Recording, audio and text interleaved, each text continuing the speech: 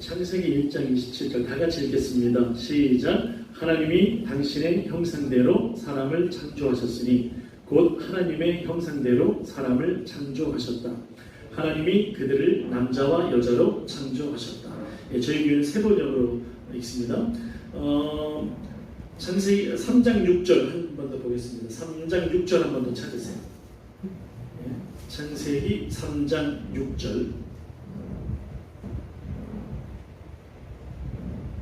같이 읽겠습니다. 시작. 여자가 그 나무의 열매를 보니 먹음직도 하고 보암직도 하였다. 그뿐만 아니라 사람을 슬기롭게 할 만큼 탐스럽기도 한 나무였다.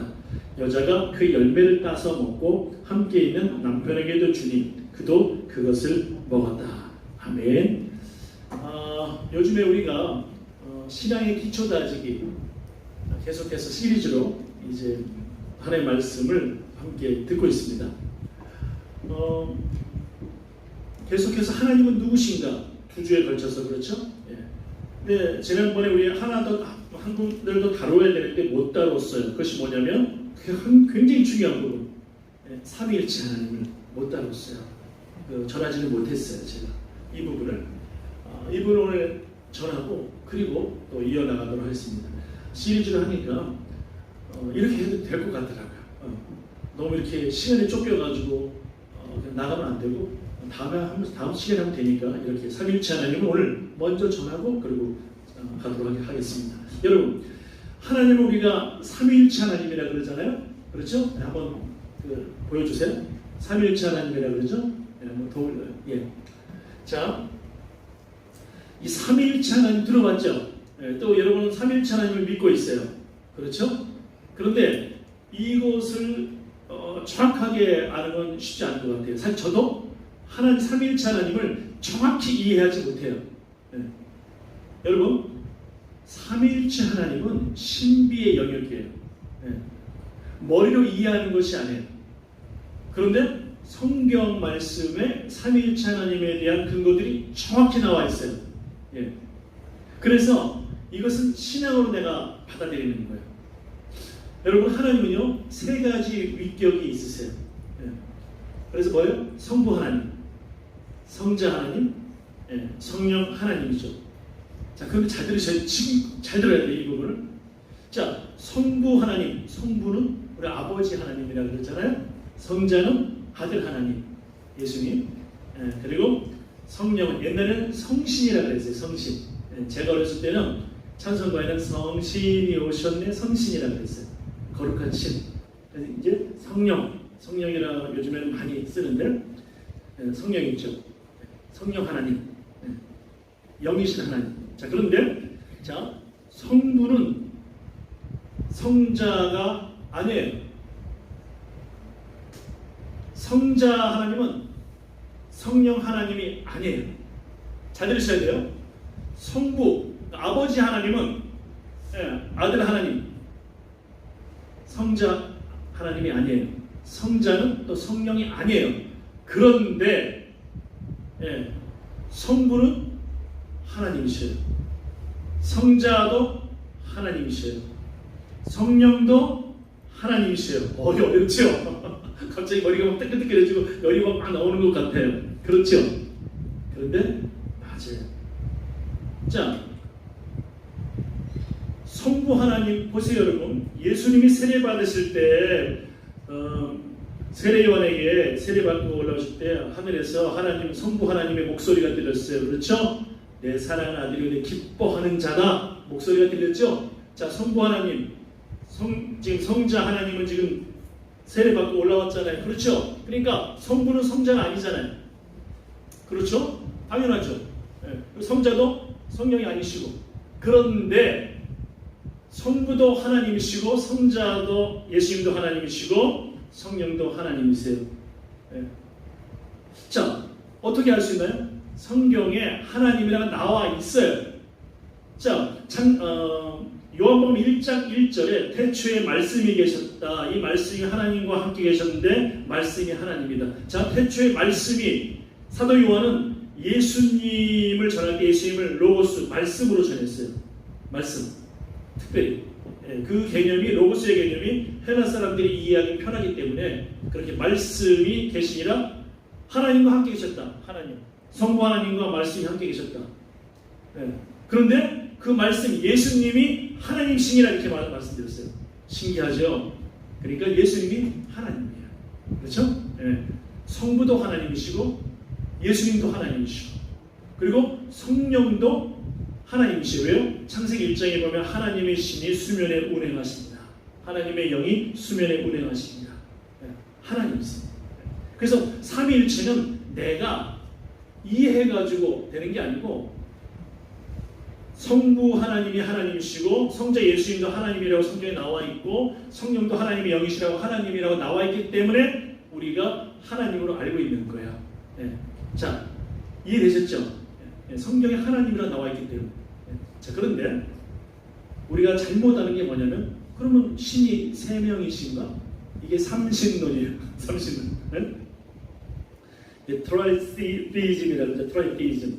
삼신론. 그게 무슨 말이냐면 하나님 신이 따로 있고 예수님 신이 따로 있고 성령님 신이 따로 있어서 세 분이 이렇게 딱 이렇게 신으로 우리가 삼신을 믿는 종교가 아닙니다. 한 하나님을 믿는 신앙이에요. 아셨죠? 삼신론은 잘못된 거다. 두 번째 한번 2번 읽어볼까요? 다 같이 시작. 하나님은 상황에 따라 다른 양태로 나타난다. 이거 잘못된 거예요.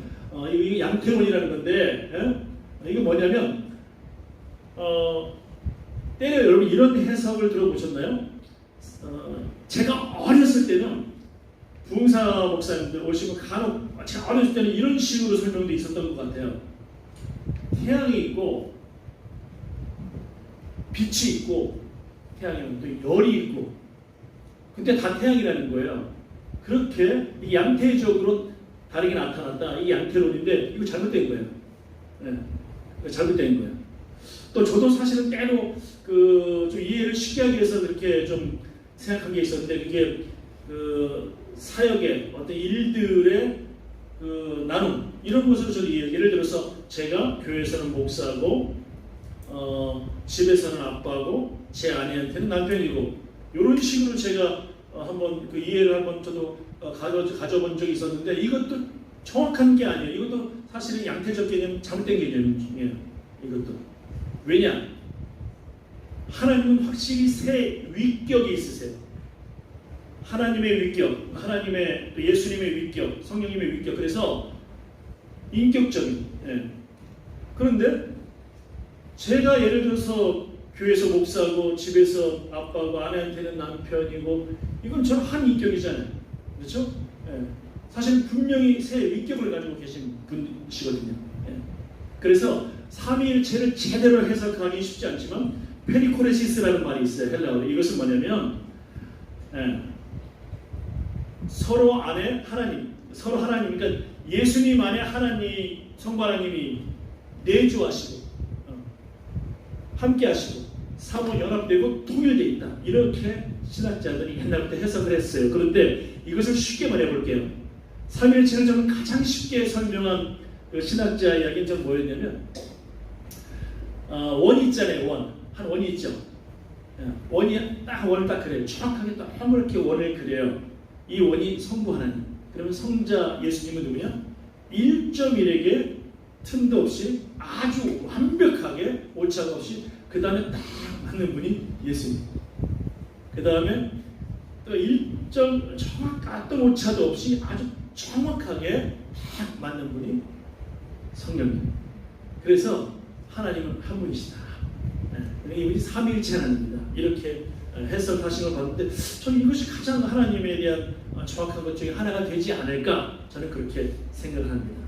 중요한 건 하나님은 삼위일체 하나님인데 하나님은 신이다. 삼위일체 하나님은 신입니다. 그런데 우리가 성경에 근거가 나와 있기 때문에 믿는 거예요. 예를 들어서 빌립보서 2장에도 보면 사도 바울이 이해한 예수님이 누구였냐면 사실 사도 바울은요 예수님을 아주 핍박하던 사람이었어요. 왜냐하면 예수는 정말 아주 이단 중에 이단으로 생각했어요. 이 사도 바울은 원래 사울이었죠. 왜냐? 이 사람은 유대교에 정통한 사람이었어요. 유대교 율법에 정통한 사람이었어요. 그래서 여호와 야훼 하나님 한 분만이 자기에게는 하나님이지, 예수가 하나님의 아들이라는 것은 굉장히 정말 신성모독이었던 거예요. 그리고 예수를 하나님이라 그러네 제자들이. 말이 돼야 안 돼요. 그러니까 사도 바울이 화가 너무 많이 났어요. 원래 사월일 때 화가 너무 많이 나가지고 이런 신성모독자들이 다 있나, 그래가지고 예수 믿는 사람을 잡아오고 스데반 집사님은 돌로 쳐 죽일 때 옷 다 맡으면서 죽이는 건 정당하게 여기고 이것은 하나님께 충성하는 것이다 이렇게 생각했어요. 그런데 사울이다가 바울로 변했을 때, 예수님을 만났을 때, 이번에 시리아에 지진보다 같이 났잖아요, 튀르키예. 그런데 시리아의 수도가 다마스쿠스잖아요. 사도행전 2장에 다메섹이라고 나오는데 여기가 다마스쿠스예요. 그런데 다마스쿠스로 가면서 예수 믿는 사람 잡아 죽이려고 가다가 강력한 빛을 통해서 예수님이 직접 나타나셨어요. 사도행전 9장에 보면 여기서 바울이 꼬꾸라져요. 그리고 예수님의 음성을 듣게 되어져요. 그리고 깜짝 놀라요. 자기 신앙에, 유대교 신앙에 아주 그냥 충격을 받아요. 내가 지금까지 뭘 믿었던 거지? 아니 예수가 진짜였어? 아니 예수님이 하나님의 아들이시네? 지금 내 눈이 멀게 되어지고 그분이 지금 나에게 말씀하고 계시네? 충격을 받게 되어지죠. 그러면서 그 예수 그리스도를 경험하고 주님의 계시를 받고 그분을 연구하고 구약부터 계속 다시 말씀을 찾아보니까 내 눈이 지금 수건에 가려져 있었던 거예요. 예수님이 하나님의 아들인데 하나님이신데 못 봤던 거예요. 그래서 빌립보서 2장에서 뭐라고 이야기하냐면 바울이 그는 근본, 예수님에 대해서 말하는 거예요. 그는 근본 하나님의 본체시다 이렇게 이야기했어요.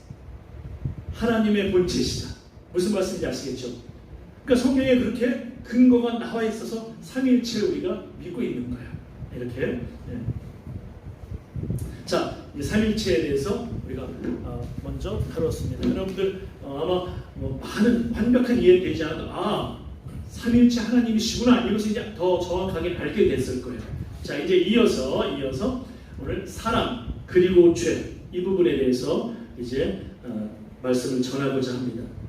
자, 우리가 그 조직 신학, 그러니까 신론 이 부분을 다루면서 지금 이제 사람과 죄에 대해서 다루는 것까지 왔는데 계속 나갈 부분들이 더 있어요. 자, 그런데 오늘 사람에 대해서 한번 살펴볼게요. 사람은 여러분 무엇으로 구성이 되어 있죠? 영혼과 육으로 구성이 되어 있죠.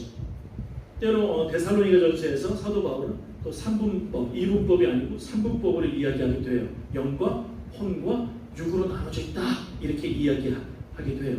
종교개혁자 켈빈은 2분법을 주로 많이 이야기했는데 또 2분법, 영혼과 육이나 영과 혼과 육으로 나누는 것은 다를 바가 없어요. 우리 신학자들은 이야기할 때 우리는 하나님께서 생기를 훅 불어넣었을 때 하나님의 생명의 기운을 훅 불어넣었을 때 바로 사람 육체와 하나님의 생기, 영 사이에 우리의 정신 이런 것이 발생했다고 보는데 어쨌든 간에 영혼과 육이든지 영과 혼과 육이든지 크게 다를 바는 없습니다. 자, 중요한 게 있어요.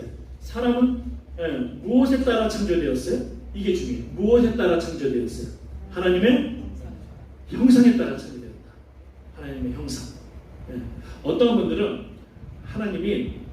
제가 하나님을 봤는데요. 하나님이 수염도 아주 쫙 기르시고 구레나라도 있으시고 아주 멋지게 생기신 아주 노예이신데 아주 근엄하시고 이렇게 생겼다고 이야기를 하는 분들도 계신다면 그것은 가짜입니다. 왜 그럴까요? 하나님은 영이시기 때문에 보이지 않고, 두 번째, 그러면 그런 남자면 여자는 도대체 뭡니까? 여자는 하나님의 형상을 따라 지음받지 않으신 건가요? 여자는 뭐예요? 중요한 것은 하나님의 형상을 따라 남자와 여자 모두 창조되었다 이렇게 이야기하잖아요. 그러면 분명히 한 가지는 분명해요. 하나님이 남자처럼 남자와 같은 어떤 그 모습, 그런 남녀 구별되는 그 모습을 가지고 있다고 이야기하는 건 상당히 부담스러운 이야기가 될 거예요. 다만 옛날에 이탈리아라든지 오랜 세월 속에서 천지창조 그림을 그릴 때 그 아버지라는 그 개념 자체를 그릴 때 남성화시켜서 그린 경우는 있었지만, 그렇다고 해서 하나님의 형상을 단순히 남자의 모습으로 해석하는 건 굉장히 위험하다. 성경적이지 않다. 왜냐하면 남자와 여자 모두 하나님의 형상으로 창조되었다. 형상을 따라 나와 있거든요. 자, 그럼 하나님의 형상은 무엇인가? 1번 같이 한번 읽어볼까요? 시작. 어거스틴은 이성과 자유지가 사랑과 짐승을 구별하는 하나님의 형상으로 보았다. 예. 그러니까 사람에게는 사고의 이성의 능력이 있죠. 또 자유지가 있죠. 그래서 내가 본능대로만 살지 않을 수 있고 선택할 수 있고 또 내가 그렇게 하지 않을 수 있고 또 그렇게 할 수도 있고 이런 자유지가 있잖아요. 이런 것이 바로 하나님의 형상, 하나님으로부터 왔다고 보는 거예요. 두 번째는 종교개혁자인 루터와 켈빈이 있죠. 이 사람들은 어거스틴과 똑같은 생각을 하면서 거기다가 더 생각한 게 뭐냐면 의와 진리, 거룩함, 하나님에게는 거룩함이 있잖아요. 또 지식의 부요함이 있잖아요. 모든 걸 아시니까. 그러니까 그런 하나님에게 있는 바로 그런 형상을 우리가 형상을 따라 지음받았다 이렇게 이야기를 했어요. 세 번째, 칼바르트라고 하는 신학자가 있어요. 이 사람은 독일계 스위스 목사님인데 아주 탁월한 신학자 중에 한 사람입니다. 탁월한 신학자죠. 신정통성 신학자라고 하는데 정통주의인데 신정통주의. 그런데 이 칼바르트는 우리 해마다 왜 새해 시작될 때 우리가 칼바르트의 새해 기도문을 항상 우리 기도하잖아요. 그것이 바로 이 칼바르트 목사입니다. 그런데 이분은 관계성이 하나님의 형상이라고 이해했어요. 관계성. 저는 이것이 굉장히 중요한 부분인데 어거스틴이 이야기하고 굉장히 기초가 되는 부분이고 이성과 자유의지, 루터와 칼빈이 이야기하면 거기다가 플러스한 것이고 하나님의 형상에 대해서 그리고 칼바르트는 굉장히 실제적인 개념의 하나님의 형상을 우리 가운데 가르쳐 주는 거예요. 네. 하나님의 형상. 사람이 혼자 사는 존재입니까? 아닙니까? 아니죠. 함께 살아갑니다. 네. 네? 다른 사람들하고 인격적인 관계 속에서 살아가잖아요. 자, 여기서 명심하게 있어요. 하나님이 삼위일체 하나님이시잖아요. 그렇죠? 그 삼위일체 하나님이 함께 관계 속에서 그렇게 하나님이 역사하시잖아요. 그런 것처럼 우리 모두가 하나님과 관계, 사람과 관계, 관계성 굉장히 중요한 하나님의 형상이다. 네? 이걸 기억하셔야 돼요. 자, 이따 관계성 한번 마지막에 빠져나올 때, 마지막 설교가 나올 때 관계성을 이야기할 거예요. 이것이 굉장히 중요한 것입니다. 자, 통치 행위 없이 하나님의 형상, 통치. 네. 여러분, 하나님께서 우리에게 다스릴 수 있는 것, 자연도 다스리고, 가정도 또 여러 가지 다스리고 섬기고 그렇죠? 이런 모든 것들이 바로 통치의 개념, 이것이 하나님의 형상에서 오는 거예요. 근데 우리가 문제가 뭐냐면 하나님의 형상이 파괴될 때 문제가 발생해요. 네. 가정에서 하나님의 형상이 파괴될 때 죄송합니다. 남자들이 막 군림하려고 하고 여자들을 막 그냥 하인처럼 부리려고 하고 이거 하나님의 통치 방식이 아니거든요. 하나님은 우리를 한 번도 하인처럼 한 번도 그냥 하나님 우리를 예수 그리스도를 통해서 자녀로 축복하고 정말 불쌍히 여기고 긍휼히 여기고 심지어 하나님께서는 호세아 선지자를 통해서 그 아내의 고멜, 그 방탕한 고멜, 그 정말 죄를 많이 지은 고멜, 남편을 버리고 다른 남자를 만나서 아기를 낳은 그 고멜까지도 사랑하는 그 하나님의 통치 방식이 그거거든요. 그게 그러니까 예수 믿음 나가면서 하나님의 이 통치 방식, 진짜 통치 방식, 사랑의 원리 있는 통치 방식을 가지지 않으면 여러분 나중에 많이 혼날 거예요. 죄송합니다. 천국에 갈 수 있을까? 저는 천국에 가지 못한다는 말을 못하겠어요. 왜냐면 하나님 성경에 분명히 예수를 진실로 믿으면 구원받는다고 나와 있기 때문에. 그런데 천국에 갔을 때 얼마나 혼날까? 하나님의 통치 방식, 하나님의 형상을 파괴한 만큼 얼마나 혼날까? 저는 이 생각을 해봐요. 조심스러워. 저도 사실 굉장히 조심스러운 것이고 그런 거예요. 그러니까 자연에 대해서, 가정에 대해서 어디에서든지 하나님의 통치 방식, 이 부분을 굉장히 잘 가져야 됩니다. 여러분, 우리 예수를 믿는다고 굉장히 그 믿는 믿음에 대해서 착각하는 게 뭐냐면 기도를 많이 하면 믿음이 좋다고 생각하고 어떤 방언을 많이 하고 무엇을 많이 하고 여러분 그 은사는 선물이거든요. 제가 언젠가 말씀드렸나요? 제가 고등부 때 함께 기도 굉장히 많이 할 때가 있었어요.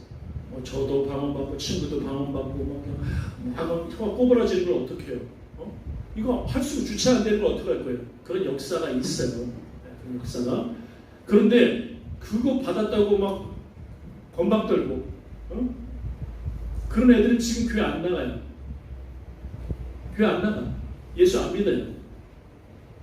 근데 오히려 예수를 잘 믿고 겸손한 사람들, 그 사람들이 교회에 남아 있어요. 그리고 헌신하고 수고하고 이름도 없이 빚도 없이 그러고 있어요. 네. 네. 무슨 말이냐면 그렇게 우리가 예수를 그렇게 믿는 거예요. 그러니까 하나님의 형상을 따라 예수 믿는 게 진짜 예수 믿는 거예요. 그게. 자, 그런데 하나님이 이렇게 하나님의 형상으로 우리를 잘 지어주셨는데 문제는 뭐냐? 아담과 하와가 어떤 일이 발생하는가? 사람이 죄를 짓습니다. 세상에 죄가 들어오는 거죠. 여러분, 첫 사람이 누구예요? 첫 번째 하나님 만든 사람이 누구예요? 아담이에요. 그리고 또 누구예요? 하와를 만들었어요. 그러니까 좀 더 우리가 특히 남자들, 여자들 이렇게 하대하거나 막 그러면 안 되는 이유가 뭐냐면 원래 제품도 나중에 나온 게 더 잘 만들어져 나오잖아요. 그렇죠? 제품도 나중에 만들어져 나온 게 더 이렇게 더 잘 나와. 그 재질도 좋아.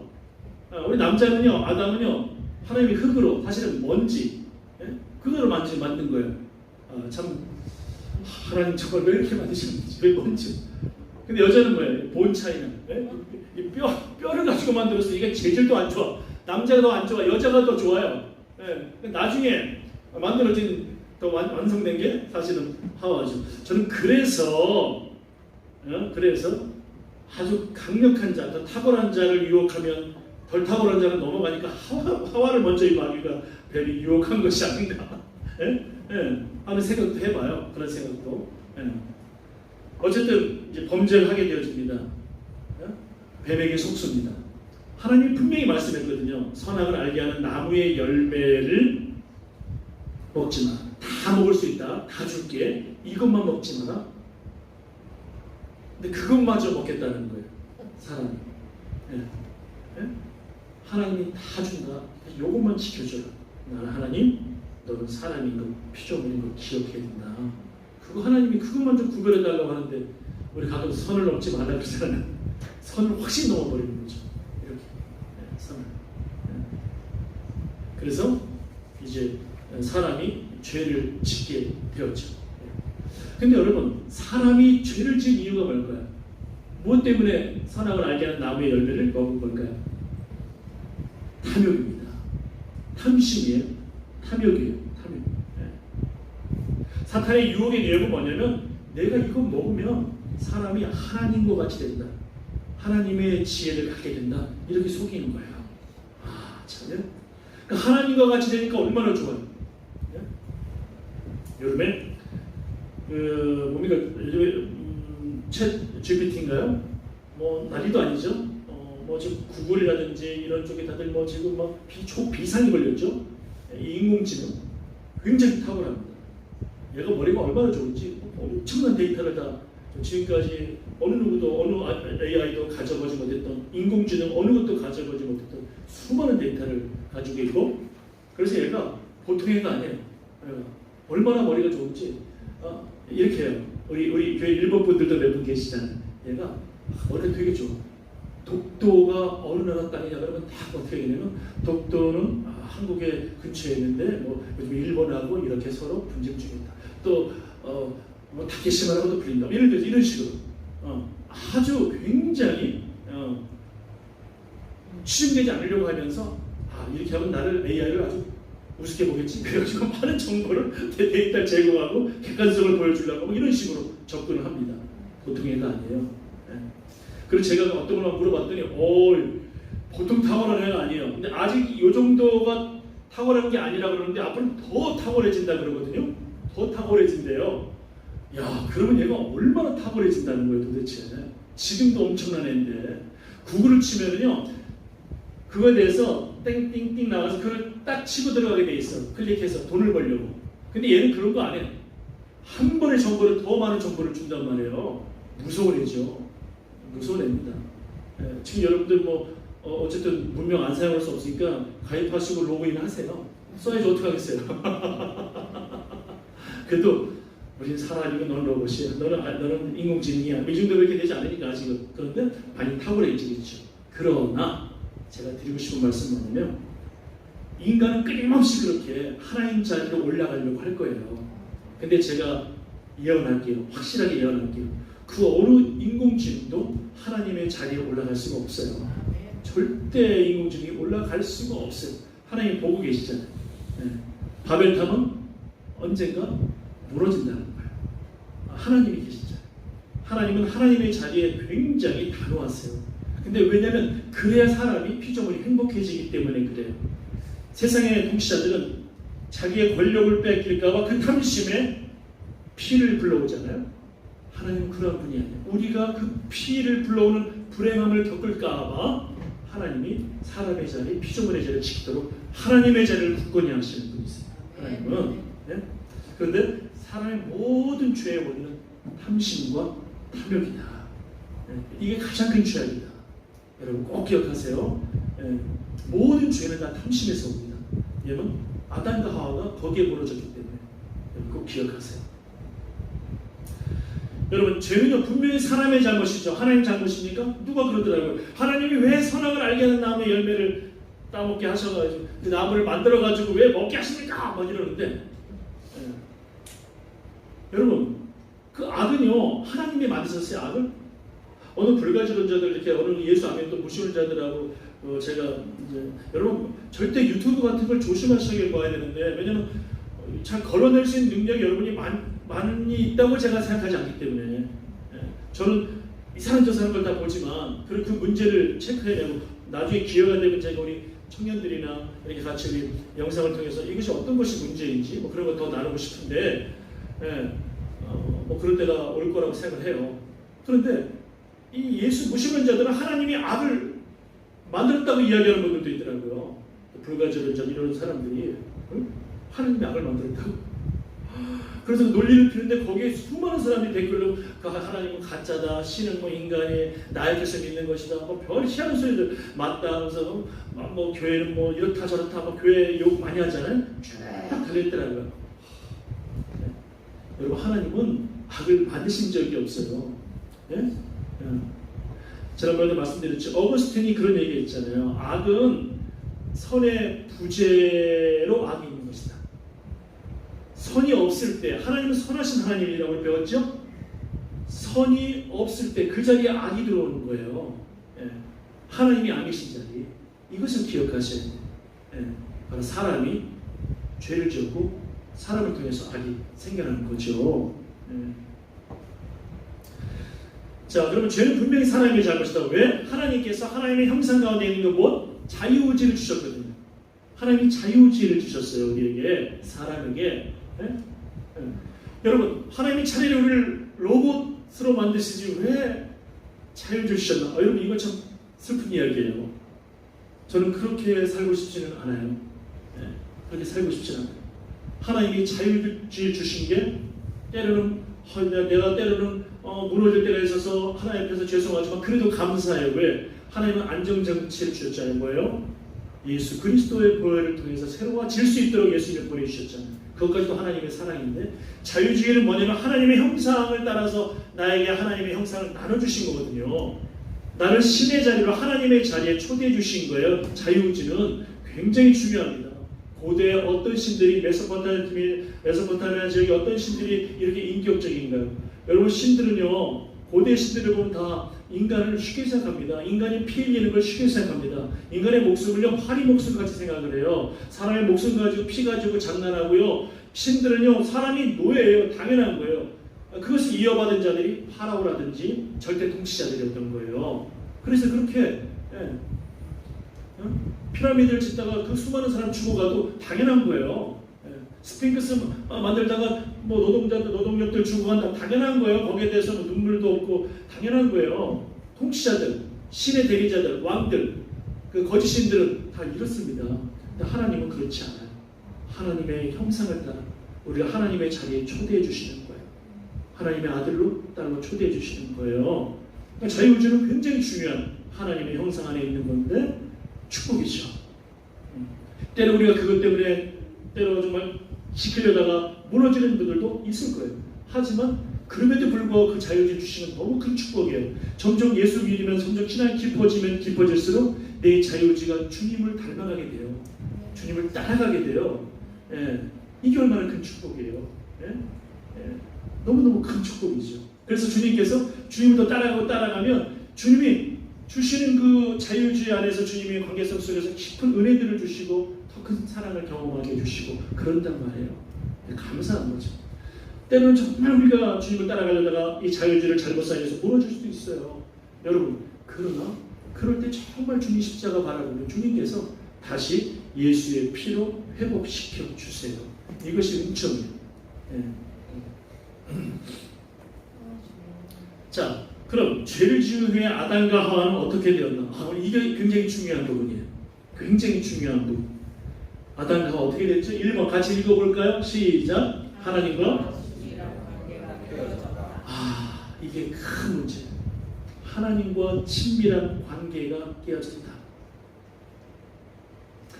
여러분, 모든 기쁨과 생명의 근원이신, 기쁨의 근원이신 하나님으로부터 오거든요. 그러니까 하나님과 관계가 깨어지니까, 친밀한 관계가 깨어지니까 아담과 하와가 어떻게 했어요? 숨어버렸어요. 숨어버려요. 두 번째, 같이 읽어볼까요? 시작. 아담과 하와의 관계도 깨어져요. 죄를 지으면 관계가 깨어집니다. 죄가 그런 것이에요. 아담은 뭐라고 얘기했어요? 하나님이 만들어준 저 여자 하와 때문에 제가 죄를 졌습니다. 이렇게 이야기했어요. 자, 이 이야기 들은 여자는 어떻게 할까요? 나는 그래도 당신만을 사랑할 거야. 이렇게 이야기할 수 있을까요? 여자가 얼마나 열받겠어요. 하나님 왜 여자를 만들어 주셔가지고 제 여자가 저를 유혹해서 제가 선악을 알게 한 나무 열매를 먹었습니다. 이 이야기를 딱 들었을 때 하와는 기분이 좋을까요? 아니죠. 굉장히 기분이 나빴을 거예요. 관계가 다 이렇게 깨집니다. 계속 관계가 깨지는 거예요. 여러분, 하나님과 관계가 깨어지는 것 어때요? 이것이 바로 사람과 관계가 깨어지는 것, 하나님의 형상을 잃어버리는 것인데, 이때 아담과 하와는 영적인 죽음이 오죠. 생명의 하나님으로부터 분리되니까 영적인 죽음이 온 거예요. 영원히 반전이죠. 여러분, 그런데 하나님의 자비와 긍휼이 너무 커요. 옛날 그리스의 어떤 신들은요, 제가 다 높이를 정해가지고 키가 예를 들어서 딱 거기 안 맞으면 그냥 죽여버리고 신들이요, 너무 왜 이렇게 사람을 존중하지 않는지, 자기가 기준을 딱 세워놓고 그거 아니면 죽여. 여러분, 너무 여러분 가운데서 내 기준을 딱 잡아놓고 요거 아니면 그냥 안 된다고 지나치게 하는 것. 사람이 뭐 그냥 이래도 좋고 저래도 좋고 뭐 그런 사람이 다 되라는 건 아니지만, 지나치게 기준을 딱 정해놔가지고 그거 아니면 그냥 안 된다고 하는 사람들도 잘 돌아봐야 돼요, 사실. 자, 하나님 자비와 긍휼의 하나님이신 것이, 내가 하나님의 형상을 잃어버린 영적 죽음이 왔다고 해서 그 완전히 하나님의 형상이 내 안에서 사라지게 하지 않으신 거예요. 손상은 됐지만 사라지지 않게 하신 거예요, 하나님께서. 하나님의 자비와 긍휼로 하나님의 형상을 남겨두신 거예요. 저는 그래서 우리가 회개할 수 있는 것 같아요. 그래서 잘못을 하나님 앞에 뉘우칠 수 있는 거예요. 하나님 앞에 다시 나의 자유의지를 드릴 수 있는 것, 하나님의 형상을 남겨주시기 때문에. 손상은 됐지만 복구될 수 있도록 하나님께서 치유할 수 있는, 바이러스를 치유할 수 있는, 죄의 바이러스를 치유할 수 있는 하나님, 우리 마음에 하나님의 형상을 남겨주셨다고 저는 생각해요. 이게 너무나 감사한 거예요. 그래서 자유의지는 정말 감사합니다. 그래서 하나님 앞에 다시 회개할 수 있잖아요. 물론 더 깊이 들다보면 그것마저도 하나님의 자유의지마저도 하나님의 그 인도하신 그 은총인데, 어쨌든 우리의 입장에서는 그렇지 않겠어요? 여러분, 처음에 관계성, 칼바르트가 관계성이 하나님의 형상 가운데 하나라고 그랬잖아요. 굉장히 중요해요. 왠지 아세요? 우리 장자 천국 가잖아요. 예수 진실로 믿으면 천국에 갑니다. 여러분, 예수를 정말 믿으면 천국에 가요. 내가 예수 그리스도의 십자가의 그 은총을, 내가 죄인인 걸 정말 인정하고 십자가의 은혜를 나를 위해 죽은 예수님, 그리고 나를 위해서 부활하신 예수님을 진짜 믿으면 천국 갑니다. 어느 누구도 다 천국 가요. 예. 뭐 헬라인이나 유대인이나 어린아이나 또 어른이나 지위에 상관없이 정말 진심으로 예수 믿으면 구원받도록 한 것이 하나님의 은총이에요. 그래서 그것이 굿뉴스, 복음이에요. 기쁜 소식이에요. 그것이. 예. 그런데 그 천국이 어떤 곳이에요? 나중에 우리가 천국이 어떤 곳이에요? 하나님과 관계가 회복된 곳이에요. 내가 이제 하나님 앞에 두렵지가 않고 숨지 않고 하나님을 만날 수 있는 거예요. 하나님의 그 은혜의 영역 안에서 내가 살아갈 수 있는 데가 천국이에요. 사람하고도 마찬가지예요. 천국 가면요 원수가 없어요. 사람과의 관계도 회복되는 곳이에요. 여러분 재미있는 예가 있어요. 어떤 사람이 언젠가도 말씀드렸나요? 천국에 갔더니 깜짝 놀랐다는 거예요. 천국을 가서 봤더니 첫 번째 정말 저 사람은 교회 저 사람은 천국에 왔을 것 같은데 그 사람이 안 보였다는 거예요. 근데 저 사람은 정말 깜짝 놀란 건 뭐냐면 저 사람은 여기 올 사람이 아닌데라고 생각했는데 그 사람이 와 있다는 거예요. 그 제일 놀란 건 내가 와 있더라는 거예요. 내가 믿고는 있었지만 나도 천국에 와 있는 거 보고 깜짝 놀랐다는 거예요. 저는 그것이 맞다 틀리다를 떠나서 일리가 있다. 무슨 말이냐면 내가 판단해서 그 사람이 구원받고 안 받고가 아니고 하나님께서 구원을 주시는 것이고, 그리고 다음에 야 저 사람은 도대체 나 보고 싶지 않은 사람이야. 저 사람은 저런 사람이 저 사람은 교회 못 올 수도 있죠. 천국에 못 올 사람이라고 난 생각해 라고 생각했는데 그 사람이 와 있다는 거예요. 나도 와 있고. 신기하죠? 그런데 여러분 중요한 게 있어요. 그렇게 거기서는 난 저 사람 안 왔을 거라고 생각했는데 그 사람하고 나하고 관계가 회복된 곳이 천국이에요. 거기서 원수 주지 않습니다. 왜냐하면 하나님의 형상은 관계성이 회복되는 것이. 세상에서도 그렇지 않나요? 어떻게 생각하세요? 세상에서 내가 하나님하고 때로 예수 믿으면서도요, 우리가 마음이 때로는 천국에 살 때가 있고요, 때로는 마음이 지옥에 살 때가 있지 않나요? 여러분 어떠세요? 네. 하나님의 관계가 회복되는 시간이 많으면, 하나님의 관계 안에서 있으면, 예수의 보혈을 의지하고 그 보혈 은총 안에 살아갈 때는요, 늘 천국에 그 어디나 하늘나라 살아가잖아요. 네. 그런데 내가 막 마음에 분노가 일어나, 막 남이 미워져, 막 그래서 하나님의 관계도 깨어져, 또 내가 정말 무너져서는 안 되지만 어떤 죄 때문에 무너져. 네. 그러면 어때요? 그 마음이 지옥이지 않나요? 하나님의 관계가 딱 끊어지잖아요. 여러분 그렇단 말이에요. 여러분 천국은요 나중에 장차는 천국이지만 내 마음에 이루어지는 천국이 있어요. 예수님께서도 그렇게 말씀하셨잖아요. 우리 안에 하나님의 나라가 있는 거예요. 장차 천국이 분명히 있지만. 그래서 여러분 정말 천국에 살기를 원한다면 장차가 천국만 살려고 하지 마시고, 이 세상에서 너무 억울하지 않나요? 이 세상에서 천국에 살아야 되잖아요. 그러니까 하나님과 관계, 그래서 내가 하나님 안에 거하는 거예요. 하나님과 관계 안에서 살아가는 거예요. 그리고 정말 실수하고 넘어졌을 때 진실한 마음으로 하나님 앞에 회개하는 거예요. 이게 너무 감사한 게 뭐냐면 그 우리의 자유의지를 형상을 남겨주신 하나님이 예수 보혈 의지하고 기도할 때 천국으로 회복시켜 주세요. 이게 큰 은총입니다, 여러분. 정말 큰 은총이에요. 제가 말씀을 마치고자 합니다. 여러분, 바로 그 사람의 우리의 죄 때문에, 우리 죄의 문제로, 인간의 죄의 문제, 또 나의 죄의 문제가 천국을 잃어버리는데 하나님께서는 우리를 불쌍히 여기셔서 우리에게 천국을 회복시켜 주셨어요. 어떻게? 누구를 통해서? 주님 예수 그리스도를 그래서 보내주신 거예요.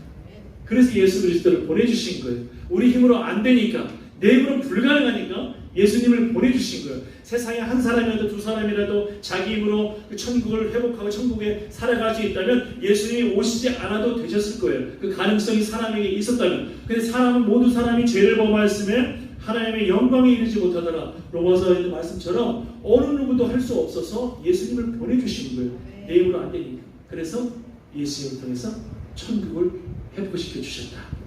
여러분, 이 죄의 문제 바로 예수님이 해결해 주셨다는 것, 오늘 이것 꼭 믿고 다음에 시리즈로 넘어가도록 하겠습니다. 같이 기도하겠습니다.